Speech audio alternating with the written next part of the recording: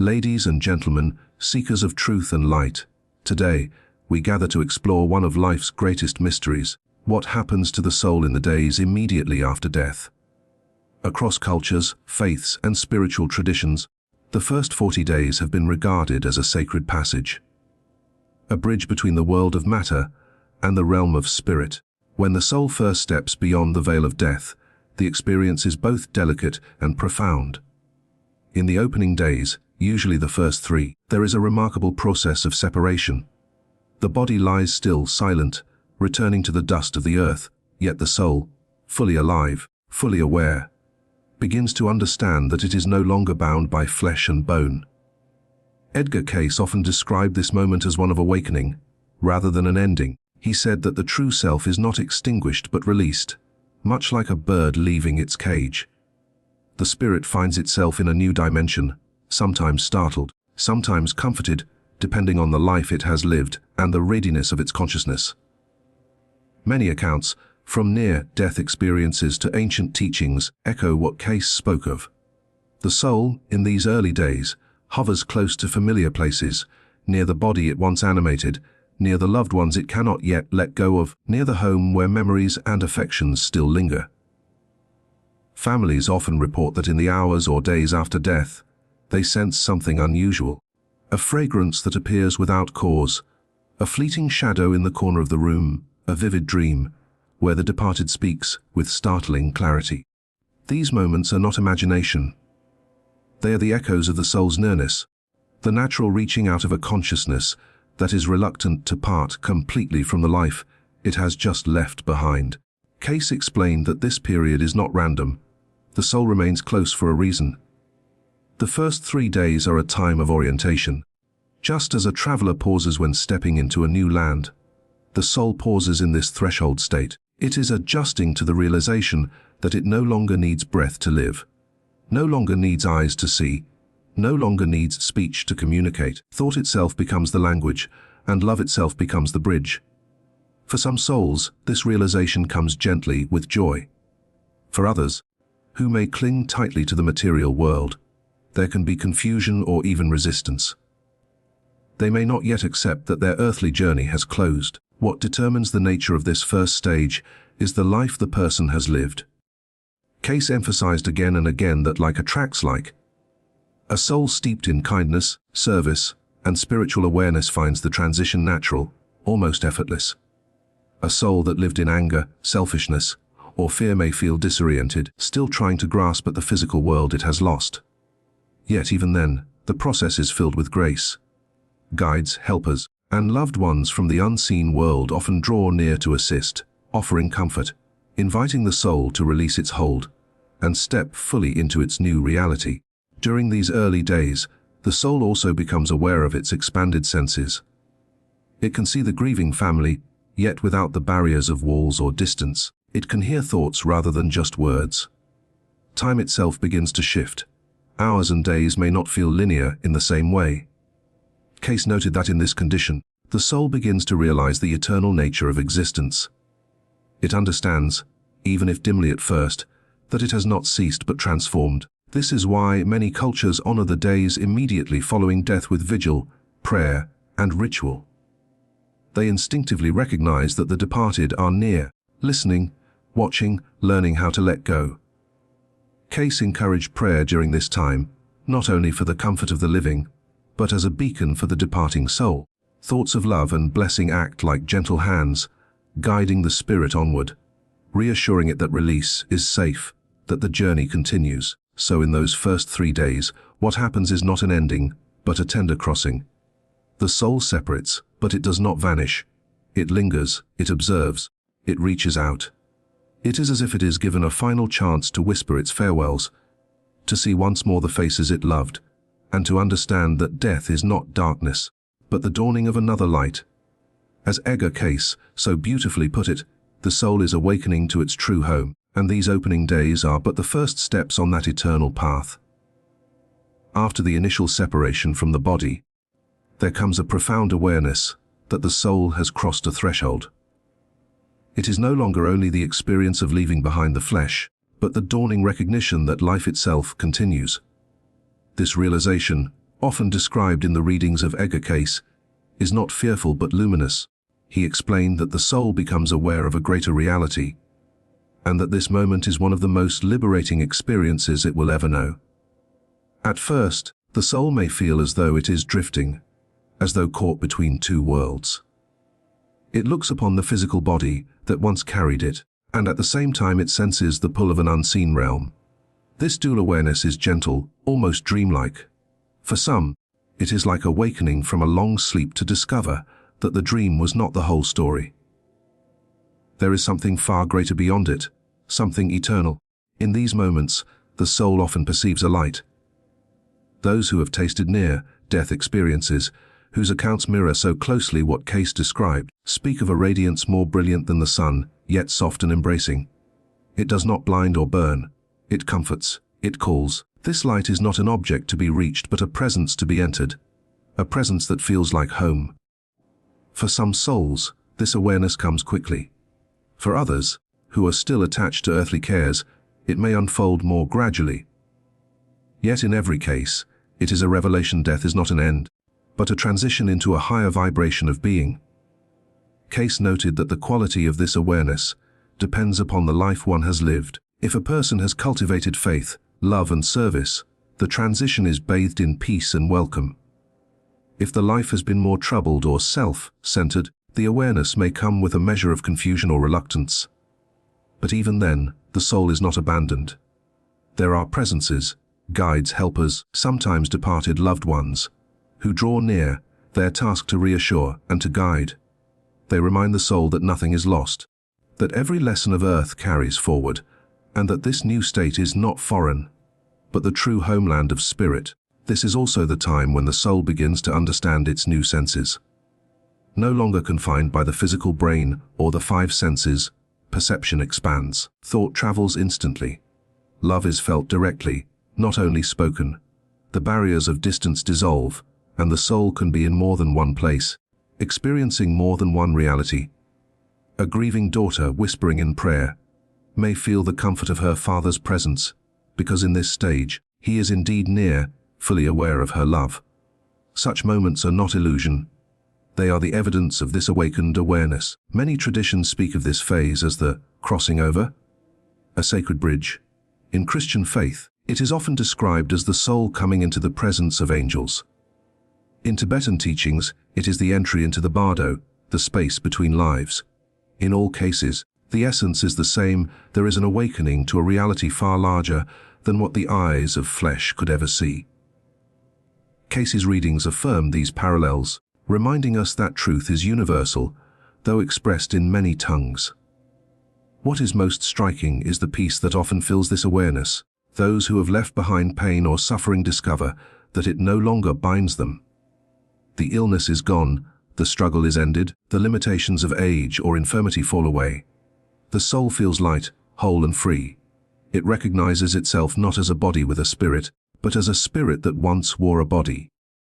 This shift in understanding is immense, and it is accompanied by a sense of continuity, as though one has merely stepped from one room into another, leaving behind nothing essential, but carrying forward everything true. So in these first days after death, the soul awakens to the reality that it has survived. More than that, it realizes it is more alive than ever before. There is a new clarity, a new freedom, a new embrace of light and love that assures the soul it is on its way. Edgar Cayce said often that the transition is not to be feared, because it is only a return to the eternal source from which we came. The soul knows this now. It feels it, sees it, and begins to rest in the great truth that life is everlasting. As the soul moves a little further from the immediate moment of separation, something extraordinary begins to unfold. Around the seventh day, the soul enters what mystics and seers like Edgar Cayce often described as the great review of life. It is not a courtroom, not a place of condemnation, but rather a profound unveiling. Imagine standing before the mirror of eternity, and in that mirror every thought, every word, every deed of your life shines back at you, not as isolated fragments, but as a living tapestry of cause and effect. Cayce explained that this review is not imposed from outside. It is not God or angels pointing a finger and declaring guilt or innocence. It is the soul itself, awakened to its higher consciousness, seeing clearly the life it has just lived in all of its beauty, all of its failures, and all of its lessons. We begin to understand not only what we did, but what it meant. We feel the ripples of our actions. If we spoke a harsh word, we now feel the sting of it, as the one who received it felt. If we offered kindness, we now feel the warmth and hope it gave to another. The review is not punishment, it is education of the highest kind. Those who have come back from near-death experiences often describe this process with striking similarity. They say, "My whole life flashed before me." But it was not a passive movie, it was an immersion. You do not just see the event, you feel it in every dimension, in every consequence. Cayce echoed this, describing how the soul comes to realize that nothing is hidden, that every thought and intention is known, and that love is the measure by which all is weighed. Now, for some souls, this awareness is joyous. They see moments where they lifted others, where they forgave, where they served, and these moments shine like stars in the tapestry of their life. For others, the review can be more sobering, as they recognize missed opportunities, selfish choices, or harm they caused. Yet even here, the experience is bathed in compassion. There is no eternal condemnation. Instead, there is a recognition. This is what I have sown. This is what I have reaped, and this is what I must learn. It is the soul's own conscience awakening to its eternal responsibility. Cayce made it clear that the life review is a necessary part of growth. Just as a student cannot advance without examining what has been learned, so too the soul cannot progress without facing the record of its earthly journey.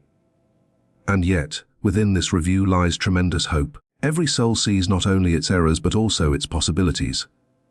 We recognize the patterns that bound us and the light that can free us. We come to know, in a way more vivid than ever on earth, that the law of love governs all. This is why prayers and blessings offered by the living during this time matter. They act as a balm to the reviewing soul. When we pray for our departed loved ones, when we send them thoughts of forgiveness and peace, we help ease their passage through this mirror of truth. Cayce encouraged this practice, reminding us that love is not severed by death. Our thoughts reach them, and in the review they feel it as encouragement, as support, as reassurance that they are not alone. So, around that seventh day, the soul stands in awe of itself. It sees the glory of its divinity shining through moments of compassion and selflessness. It sees too the shadows of fear and error, and it comes to understand that all of it has meaning, that every step taken on earth was part of a larger journey. The review does not bind the soul in shame. It liberates the soul in truth. It is as though the great teacher of the universe whispers, "Now you see clearly. Now you know what love creates and what selfishness destroys. Go forward, wiser, freer, ready for the next stage." In this way, the life review is not an ending but a revelation. It is the soul's opportunity to embrace truth without masks, to celebrate its victories, to acknowledge its wounds, and to prepare for deeper healing. As Edgar Cayce said, we are all children of the one source, learning through experience, and in this sacred review, the soul begins to understand how every moment of life has been a step on the eternal path toward light. As the soul moves beyond the first week, having passed through the tender days of separation and the luminous unveiling of the life review, a new journey begins. This journey, stretching through the weeks that follow, is one of movement through realms, or what Edgar Cayce described as levels of consciousness. It is in this passage that the soul begins to understand its true nature, for it travels not according to chance, but according to the vibration it has cultivated during its earthly life. Cayce taught that like attracts like. Just as in the material world, we are drawn to environments and companions that reflect our inner state, so too, in the spiritual world the soul gravitates toward the plane of consciousness that matches its vibration. A life filled with love, service, and truth raises the vibration, drawing the soul into brighter, more harmonious realms. A life filled with fear, selfishness, or cruelty weighs the vibration down, leading the soul into denser, shadowed places. This is not a punishment imposed from without, but a natural law. The soul goes where it belongs, where it can continue its growth, and where it can be healed. During this time, the soul encounters realities that may seem extraordinary compared to earthly existence. Cayce described realms that shimmer with light and sound, places where thought creates form, where the environment is an echo of consciousness itself. The compassionate soul may find itself in landscapes of beauty, gardens, radiant cities, or expanses of pure light. Others may find surroundings less inviting, dimmer, reflecting the confusion or turmoil still carried within. Yet no matter the realm, the soul is never abandoned. There are always guides, teachers, and helpers who draw near, encouraging the soul to move forward, to learn, to release what no longer serves. The journey through these planes is also a time of instruction. Just as the life review revealed what has been, these realms reveal what is possible. The soul begins to perceive the larger web of existence, the interconnectedness of all life. Cayce often spoke of this as the soul realizing that every experience, whether joyful or painful, was part of a greater design, an opportunity for growth, a lesson in the eternal curriculum of love. Some souls may rest during this stage, recovering from a difficult earthly passage. Others may be eager, pressing onward, hungry to learn and ascend. It is here too that the soul begins to release the attachments of the earth. Desires that bound it, ambitions, possessions, grudges, fade as their lack of substance is revealed. The soul learns that only what is eternal can be carried forward, the love given, the service rendered, the truth embraced. Everything else dissolves, like mist in the morning sun. This release can be gentle, or it can be challenging, depending on how tightly the soul clung in life. But it is always freeing. Cayce explained that prayer and thought from those still on earth can assist greatly during this stage. Just as a traveler finds courage in the knowledge that loved ones are thinking of them, so too does the soul in these realms. Draw strength from the light of prayers. Families who hold their departed in love, who send thoughts of peace and release, are in truth offering lanterns along the way, illuminating the path the soul now walks. These days between the 8th and the 30th are not measured by earthly clocks, but by experience. Time as we know it bends and shifts. Yet the soul feels the progression, the steady rising or moving onward. Some may linger longer in certain planes, others may move swiftly. Each soul follows the rhythm that its own growth requires. And so, this part of the journey is one of discovery. The soul begins to understand that death was not an end, but an opening, that beyond the veil lies not a void, but a vast, living universe of realms upon realms. It is here that the soul learns that heaven and hell are not fixed locations, but states of consciousness, reflections of the love or fear it has carried. And above all, it is here that the soul feels the pull of its true destiny. To rise ever closer to the source, to the light, to the great harmony from which it came. In these weeks, the soul learns, rests, releases, and begins to soar. The earthly story is behind, but the eternal story is only just unfolding. By the time the soul approaches the 40th day after death, a sacred threshold is reached. In many cultures and faiths, this moment has long been honored, for it marks a completion, a transition, a settling of the soul into its next state. Edgar Cayce often echoed what ancient traditions taught, that the journey of the soul through these first weeks after death is a preparation, and that the 40th day carries deep significance, as if it is a gate between what was and what will be. During the preceding days, the soul has separated from the body, awakened to the reality of its survival, faced the review of its earthly life, and passed through realms of learning and release. Now, on or around the 40th day, there comes a moment of decision. This is not a judgment from outside forces, but the soul's own alignment with the truth it has embraced. The consciousness of the soul determines its direction. Will it continue forward into the realms of spirit, remaining in the world of light for growth, service, and reunion with other souls, or will it begin to prepare for another journey into the material world through reincarnation? Cayce described this process as one of natural law, not of arbitrary decree. Just as a seed planted in fertile soil will sprout when the season is right, so too does the soul move according to its spiritual vibration and its unfinished lessons. For some, The 40th day is like a graduation, the soul rising joyfully into higher planes, where it can dwell in greater peace and learning. For others, it is a pause, a realization that there is still much to be accomplished on earth. And so preparations are made for another incarnation, another chance to grow in love and wisdom. Neither path is failure. Both are steps in the endless journey toward reunion with the divine.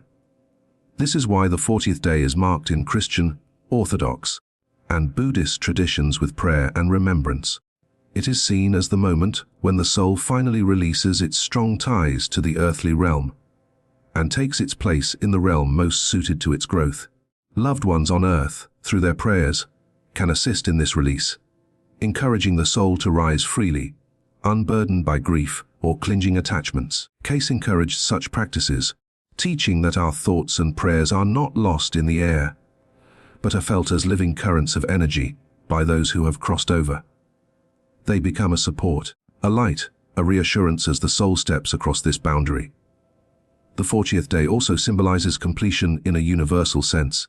40 is a sacred number appearing again and again in scripture and tradition. 40 days of rain in the flood, 40 years of wandering in the desert, 40 days of fasting and trial. Always, 40 represents a period of preparation and purification, ending in transformation. And so it is with the soul. The first 40 days after death are a time of adjustment, of reflection, of letting go, and by the end, the soul is ready to enter its next chapter with clarity and strength.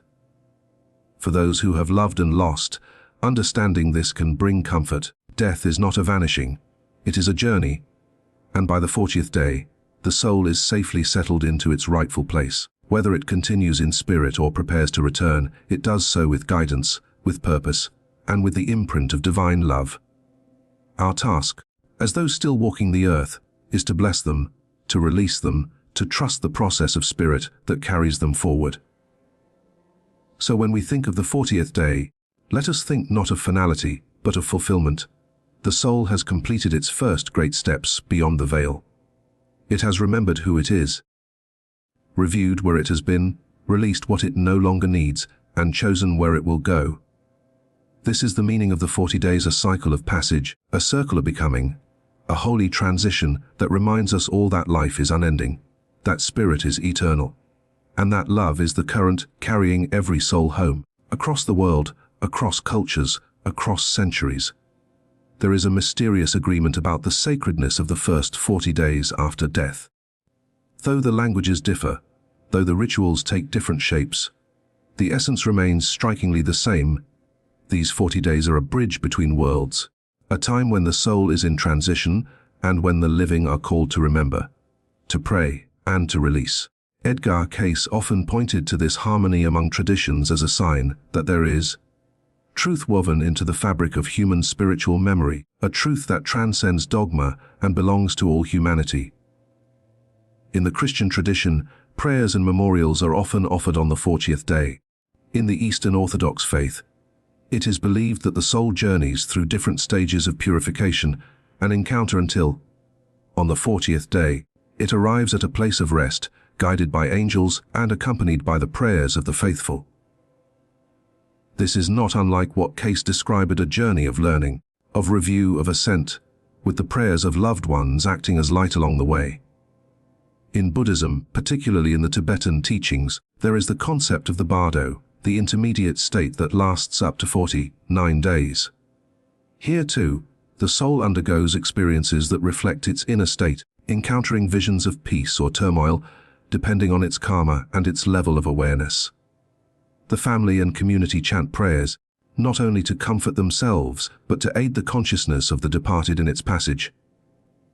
This is so deeply aligned with what Cayce spoke of, that thought and prayer are real forces, that love reaches across dimensions, and that what the living send forth becomes a strength to the soul in transition. In Islam, many communities observe the 40th day as a time of remembrance, recitation of the Quran, and prayers for mercy upon the departed soul. The number 40 itself carries symbolic weight in Islam, as it does in other traditions, a number tied to testing, transformation, and completion. Cayce, though rooted in the Christian faith, often acknowledged that truth is not confined to one tradition, but that spiritual law expresses itself universally, and the recognition of 40 days after death is one of those signs. Even in ancient Egypt, there were rituals and beliefs surrounding the soul's journey that lasted a similar span of time. Mummification itself often took around 40 days, a reflection of their belief in the careful preparation of the spirit for its continued existence. In Jewish tradition as well, the number 40 repeatedly appears as a measure of purification and transformation. 40 days of rain in the flood, 40 years of wandering, 40 days on the mountain. Always, the pattern is the same. 40 marks the passage from one state to another, from trial to renewal, from preparation to fulfillment. Cayce's readings emphasized that we should not be surprised by these similarities. The soul's journey is universal. Culture and religion may clothe it in different words and images, but beneath it all is the same reality: the soul does not die. It continues, it learns, it grows, and the living can participate in its passage through love and remembrance. He reminded us that truth leaves echoes in every faith, and that if we listen with open hearts, we will hear those echoes harmonizing. This universal recognition also serves a greater purpose for us who are still on the earth. It calls us to unity. Death does not divide us by religion, nor does the soul's journey belong to one people alone. The awareness of these 40 days shows us that we share a common destiny, that our souls are connected by the same laws of spirit. Whether one prays in a church, chants in a temple, recites from the Quran, or meditates in silence, the intention is the same: to bless the departed, to support their rising, to honor the mystery of the soul's journey. And so, when we reflect upon this universal recognition of the 40 days, we see more than ritual. We see a thread of divine truth running through the human story, reminding us that life is eternal, that love endures beyond the grave, and that every culture, in its own way, has kept alive the memory of what the soul undergoes in that sacred span. As Cayce often said, we are all children of one Creator, and the soul's journey after death belongs not to one faith, but to all of humanity. The recognition of these 40 days is proof of that, a signpost on the eternal road that every soul will one day travel, guided by light, lifted by love, and welcomed into the great embrace of spirit.